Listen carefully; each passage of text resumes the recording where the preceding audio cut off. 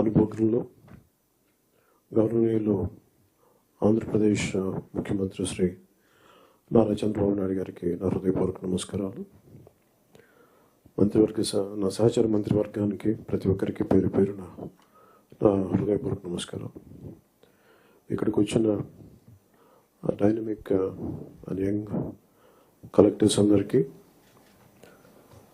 అనుభవంతో ఉన్న department హెడ్స్కి, principal సెక్రటరీస్కి, ప్రతి ఒక్కరికి పేరు పేరున నా హృదయపూర్వక నమస్కారం. I welcome you all.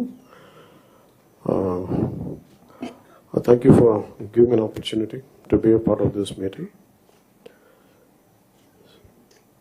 మీ దృష్టికి, we came into power with a huge public mandate, 164 assembly seats, 21 MPs, 93% striking rate తోటి ఈ ప్రభుత్వాన్ని స్థాపించగలిగా ఉంటే, people are looking for very committed deep change కోరుకుంటూ ఉన్నారు. ఈ పరిస్థితికి రావడానికి మేమందరం కూడా చాలా నలిగి వచ్చాం.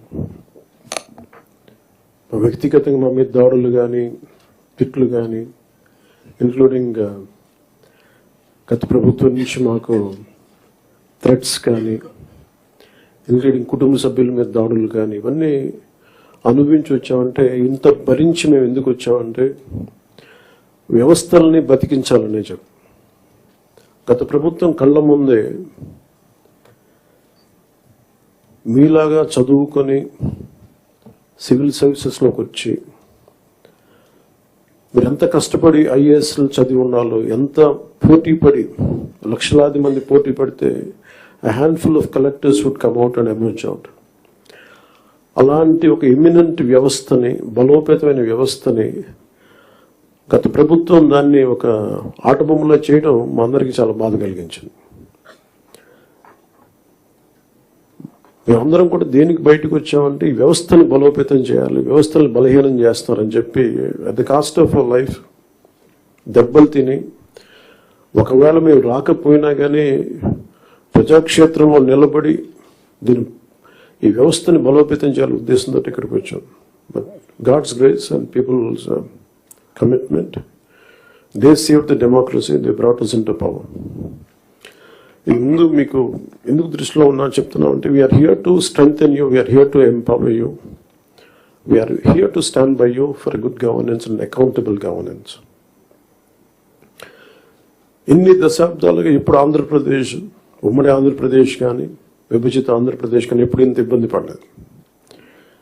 గత 5 ఏళ్లుగా ఆంధ్రప్రదేశ్లో పాలన ఎలా ఉందో చూశారు. గతంలో చాలామంది నా సన్నిహితులు, సహచరులు కొంతమంది చెప్తా ఉన్నారు, ఇదివరకు ఆంధ్రప్రదేశ్లో పనిచేయాలి బ్యూరోక్రాట్స్ అని అనుకుంటే ఐఏఎస్లు కానీ, ఐపీఎస్లు కానీ, ఎనీ సర్వీసెస్ నుంచి పోటీ పడేవాళ్ళం. ఇదివరకు ఒక మోడల్ స్టేట్గా ఉండేది ఆంధ్రప్రదేశ్. ఇప్పుడు కూడా model state in the last 5 yearsలో. How not to be, ఒక రాష్ట్రం ఎలా ఉండకూడదో తెలియజేస్తుంది. ఒకప్పుడు ఒక రాష్ట్రం ఎలా ఉండాలో తెలియజెప్పింది, ఇప్పుడు ఒక రాష్ట్రం ఎలా ఉండకూడదో తెలియజెప్పిందని. So we want to bring back, to take it back to the old state of under the leadership of dynamic leadership of Honorable CM Sri Chandrababu Naidu garu. ఆయన అనుభవం, ఆయన దిశానిర్దేశం ఈ రాష్ట్రానికి బలంగా మేలు చేస్తుందని మీ అందరికీ తెలుసు. మా అందరికీ సంపూర్ణ నమ్మకం ఉంది. నేను పంచాయతీరాజ్, రూరల్ డెవలప్మెంట్తో పాటు forest science and technology, environment శాఖలు కూడా తీసుకున్నాను. వీటిలో కొన్ని మీ సహాయ సహకారాలు కావాల్సినవి, మీరు ఏం కావాలని మేము ఆశిస్తున్నాం చెప్తాను. ఈ సంవత్సరానికి సంబంధించి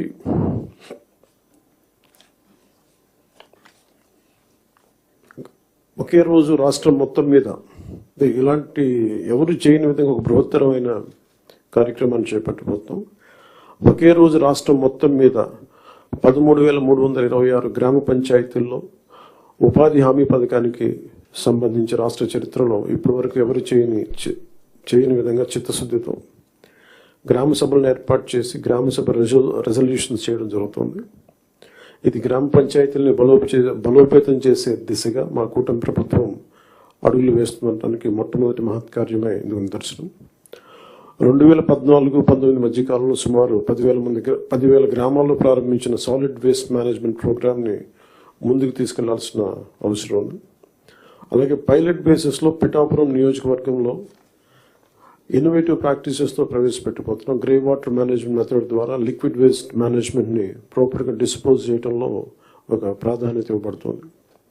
స్వచ్ఛ భారత్ మిషన్ మరియు ఇతర కార్యక్రమాల కింద నిర్మించిన ఇండివిజువల్ హౌస్ హోల్డ్ టాయిలెట్స్ని ODF+ చొరవ కింద మెయింటైన్ చేయబడతాయి.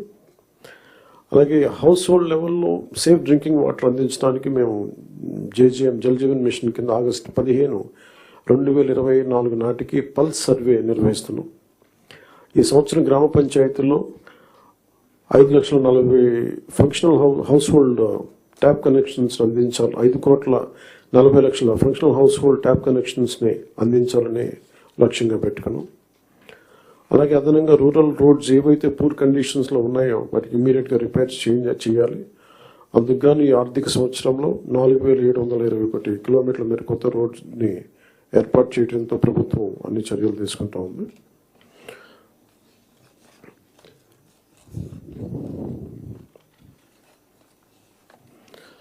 అలాగే మన స్టేట్లో నోటిఫైడ్ ఫారెస్ట్లు 29.23%, 37,421 స్క్వేర్ కిలోమీటర్స్ ఫారెస్ట్ కవర్ ఉంది. ఈ నోటిఫైడ్ ఫారెస్ట్కి బయట అదనంగా 10,221 స్క్వేర్ కిలోమీటర్స్ గ్రీన్ కవర్ ఉంది. చెరువు తీరాలు మన ట్యాంక్ ఫోర్స్ ఏరియాస్లో హిలాక్స్ పైన ఇన్స్టిట్యూషనల్ ల్యాండ్స్ మరియు పంచాయతీ ల్యాండ్స్లో కూడా ఎఫారెస్టేషన్ ప్రమోట్ చేయాలని చిత్తశుద్ధితోను. అలాగే గుంటూరు, కర్నూలు, వెస్ట్ గోదావరిలో కూడా డిస్ట్రిక్ట్స్ ఫారెస్ట్ కవర్ చాలా తక్కువ ఉంది. ఫారెస్ట్ కవర్ని పెంచేందుకు స్ట్రాటజిక్ ఎఫారెస్టేషన్ ఎఫర్ట్స్ మీద ఫోకస్ చేయాలి.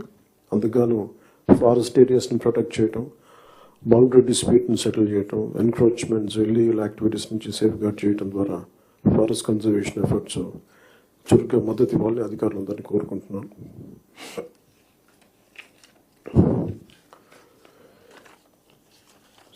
Later we'll go into a very deep level, but నాకు వారంత అనుభవం లేదు కాబట్టి I would like to learn. Its learning పార్ట్గా తీసుకున్నాం.